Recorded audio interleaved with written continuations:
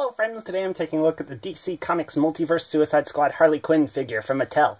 So here's Harley out of the package, and I gotta say the sculpt overall, it's got some nice details, but just looks kind of cartoony to me. I don't really think the face looks like Margot Robbie, although it does look like Harley Quinn, if that makes any sense. The hair is rubbery, presumably, so it won't snap off, which is nice, but unfortunately it creates this big gap where the hair meets the face, and it looks like a big crack in her skull, like her mind's going out of her instead of her going out of her mind. Ha ha ha ha ha.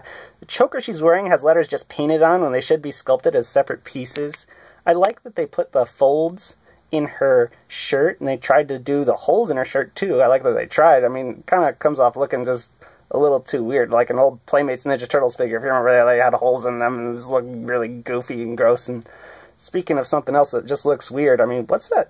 What is this thing on Harley's wrist, Mattel? Has Harley been cutting herself? Well, probably, whatever. The legs have fishnets, and they're all sculpted, which is a nice touch. But if you were going to do that, Mattel, if you're going to make new hips anyways, why not just sculpt the bottoms of the shorts on the hips like they are in the movie, instead of having it look like she's wearing a diaper? Whatever. Going back to the legs, got another thing there. I'm not sure, is this supposed to be a rip in the fishnets? If it is, why is the fishnet pattern continued right here? And why isn't this painted flesh tone?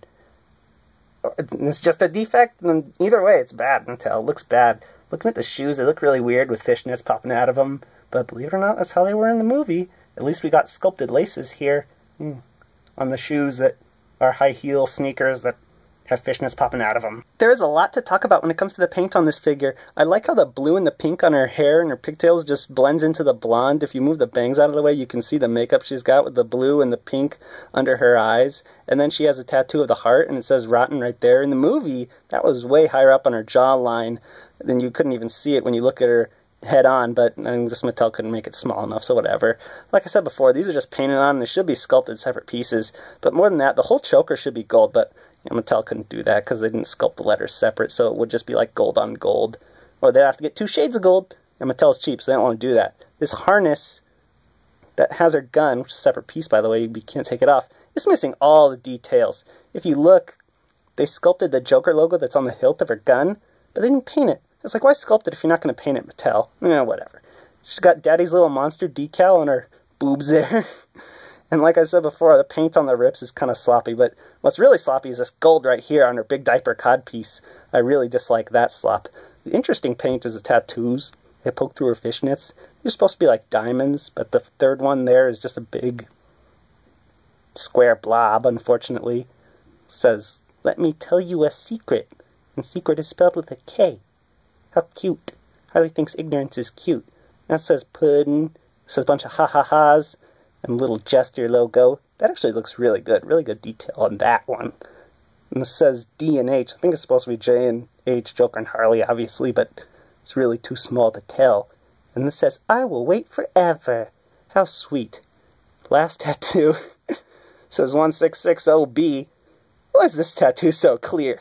All the others are so messy and hard to read. Now it's articulation time. So, starting with the top, Harley has a ball joint head, but it goes up that high and doesn't even stay. So, I mean, why even bother with a ball joint at this point, Mattel? You're just making swivels, really.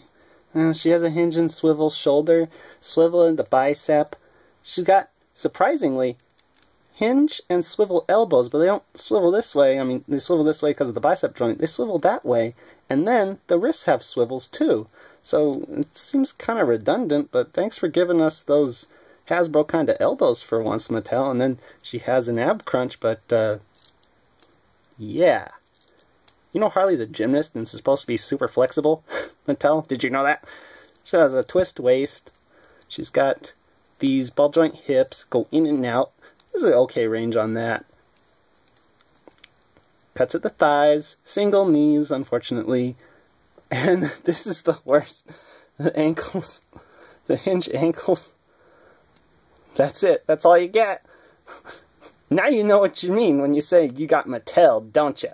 The packaging is pretty standard fare, real boring. Mattel's been using this for a long time, but it's simple. It gets the job done. On the back, you see the Build-A-Figures Killer Croc or Collect and Connect, and the Mattel's Collect and Connect, whatever. This is the Killer Croc that comes without his hoodie, and if you look right here on the top, all of the ones that come with pieces for Killer Croc without the hoodie have a rainbowy Suicide Squad logo, and the Killer Croc with the hoodie has a non-rainbowy logo, so that's something to pay attention for if you care about that.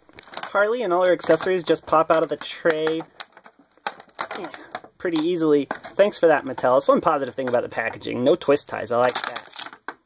It's noisy, though. Accessories time is usually my favorite time. This time it's a little disappointment. Harley only comes with 2 accessories, and one is her bat and says good night there, but I mean that's all it says, and it's supposed to have a bunch of other details. She had a bunch of other scribbles on it too, and she had this red band with this black band with a red diamond on it right here, and this white grip tape was a lot grungier in the movie, and they didn't bother to replicate any of that, but she can hold it just fine. You gotta stretch her rubbery hand out and get it in there, and she holds it okay, I guess. But she's not going to stand up now that I moved her. Oh, lucky. And the only other accessory she comes with is Killer Croc's leg. Well, this is only interesting to you if you plan to spend $100, more than $100 to build that guy.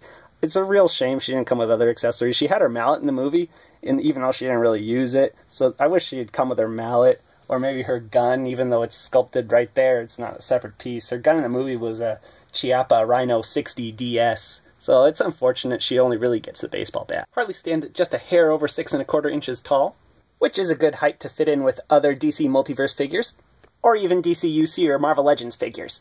And here she is next to her comic book counterpart, the DC Universe Classics Harley Quinn, the one that came with a mallet and a gun. I recommend this figure. I mean, DC Universe Classics may not have been the best, but it was the best we ever got, and the best we're ever going to get from Mattel.